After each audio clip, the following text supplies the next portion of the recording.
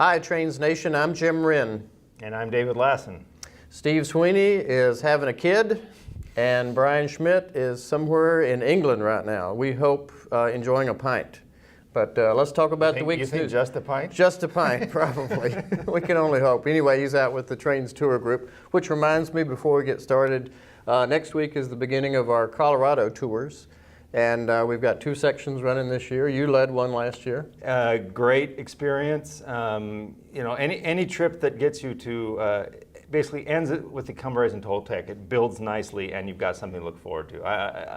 I highly recommend that tour if you ever get a chance to do it. Begins and ends in Denver, and a lot of fun. So we're hoping you guys all have good weather that are going on that tour next week. You'll have all kinds of weather. That's part of the deal. Get ready for the snow.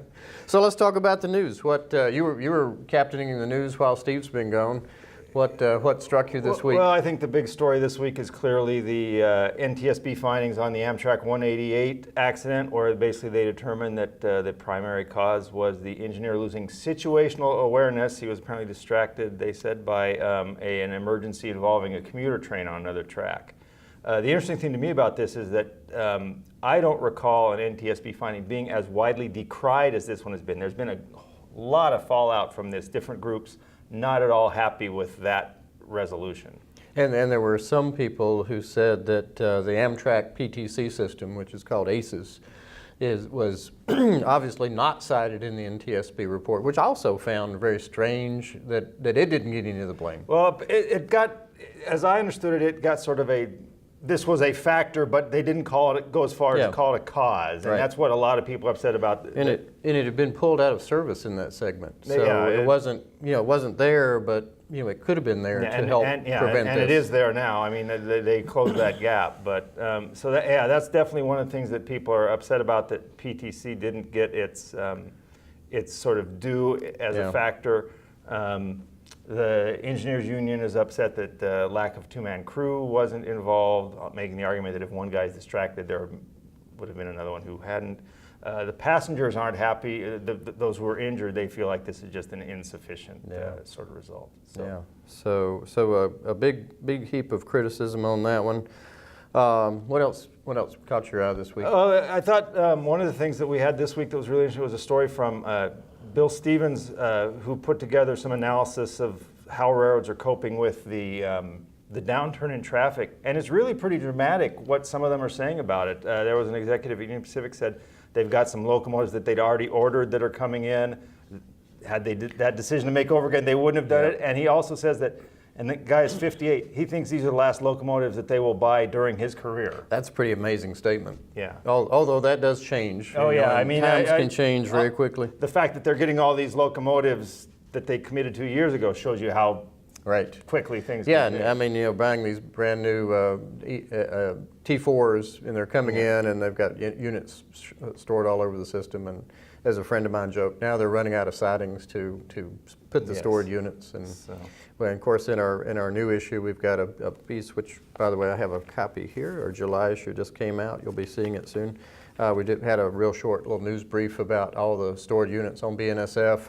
I know NS has got a bunch stored in Roanoke, and everybody else has units stored all over the place. They're parking them as fast as they can find places for them. And that story, I think, that you mentioned, that I'm kind of likening this to the perfect storm for the railroad business, because you've got coal is in the tank, petroleum products are gone. There's a grain glut. The farmers are sitting on last year's crops waiting on a rise in prices and a more stable dollar worldwide. So and even the salvation that intermodal is supposed to be is intermodal's down. The only good thing is Americans are still buying automobiles. So thank God for those. Yes. But that's quite a thing. A couple of stories caught my eye this week. Western Maryland Scenic got a $400,000 grant to finish their C&O Malley, the big 2662, which I call the Beast of the East, even though it hasn't come out yet, but it has that sort of ugly face in the front. And sorry, C&O fans, but all those air pumps on the front. Come on now. It's very utilitarian. You have to love it. You have to love it. So I thought that was an interesting one. And then our own Kevin Keefe, who used to work here, came up with a nice story about the passenger car order down at Rochelle that's been delayed because of the failure of some of the test cars in the crash worthiness tests.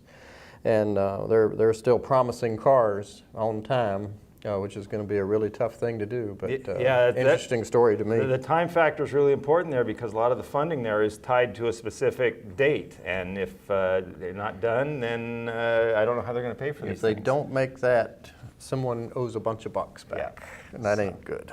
So anyway, that's everything I've got. You got anything else this week? Pretty much it for this week. All right. So last week's trivia question was Steve asked viewers to guess the weight of his new daughter, who came into the world this morning at 6:19 a.m. and is yet to be named. Although I have recommended a couple names. We've tried a couple things that they haven't gone over yet. Including Shay. I thought Shay would be a good one. Being a geared locomotive lover, I think Steve tried Phoebe and Olympia, which are both good train names, but I don't think any of those have stuck yet. No.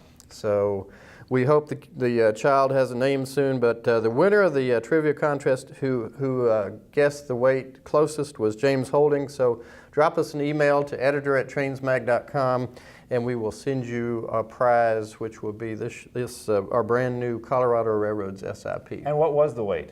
The weight was 7 pounds, 11 ounces. And James came in at 7 pounds and 5 ounces. So it was one of those things you couldn't go over. Closest without going over. Yes. So this week's trivia question will be based on weight as well. Like I said, I'd suggested to Steve that he name his daughter Shay. So my question, since we have a special event called Day with the Shay at Cass Scenic Railroad coming up June 3rd, is how much does a Pacific Coast Shay weigh? So put that. Good luck on that one. Answer that down below in the comments section, and the first one to get it right is going to get the prize. So that's all we've got this week. We're going to go back and start working on the August issue, and actually finish working on the August issue. We've been working on it for weeks, but we're wrapping up the features this week, and hopefully we'll get Steve back for a first person report on his kid next week. So take care, have a great weekend, and thanks for joining us. Thanks. Take care.